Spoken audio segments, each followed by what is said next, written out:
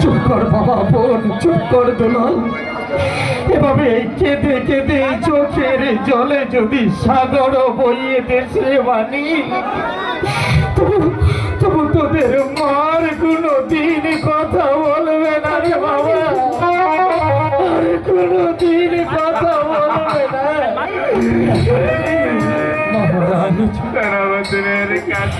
আপনাও যদি আপনার দুলালের সাথে এমনি ভাবে ভেঙে পড়ুন, তাহলে এই মাতৃহারা দুটি সন্তান আপনার দুলালকে কে সান্ত্বনা দেবেন মহারাজ? তাই বলছি, আপনার দুলালকে নিয়ে আমাদের পক্ষে যান। আমি দেবী রানী রাজ লক্ষ্মীর মৃতদেহ করে সৎকারের ব্যবস্থা করি মহারাজ। ঠিক আছে, সেনাপতি মীর কাছে রানী রাজ লক্ষ্মীর সৎকারের দায়িত্ব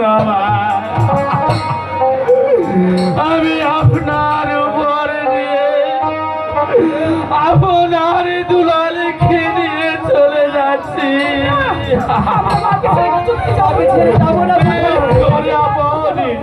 ওরে দুলাল, তোরা কেন বুঝতে পারছিস না বাবা? তোদের মাঝে আর কোনো দিন ফিরে আসবে আমরা বিশ্বাস করি না।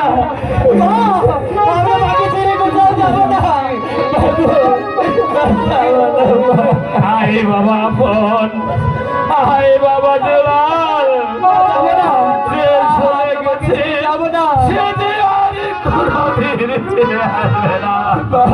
মহারাজ, সত্যি সত্যি দেবী রানী রাজ লক্ষ্মী আমাদেরকে সেনাপতি মীর কাছে মহারাজ রানী রাজ লক্ষ্মীর সৎকার যেন সুন্দর সুষ্ঠুভাবে হয়, আমি আপন হারে দুলালকে নিয়ে চলে যাচ্ছি।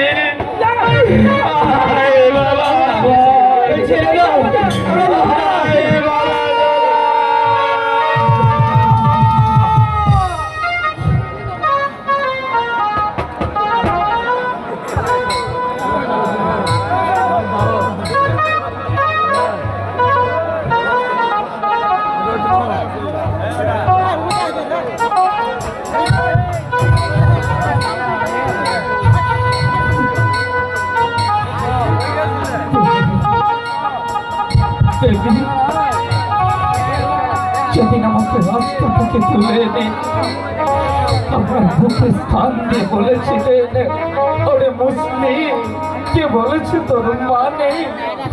আজ থেকে আমি তোর মা। মা, মা গো, ও মা, ও মা, এই সুন্দর পৃথিবী ছেড়ে তুমি পরলোকে গমন করলে মা। যাবার পূর্ব মুহূর্তে তোমার আপনার দুলালকে রেখে গেলে এই মুসলিমের হাতে। মাগো, তুমি স্বর্গ থেকে শুধু এই মুসলিমের জন্য আশীর্বাদ করো, আমি যেন পারি তোমার দেওয়া প্রত্যেকটি দায়িত্ব অক্ষরে অক্ষরে পালন করতে। এখানে এক মুহূর্ত হয় দেবী, এই মুহূর্তে আমি তোমার মৃতদেহ সৎকার করব।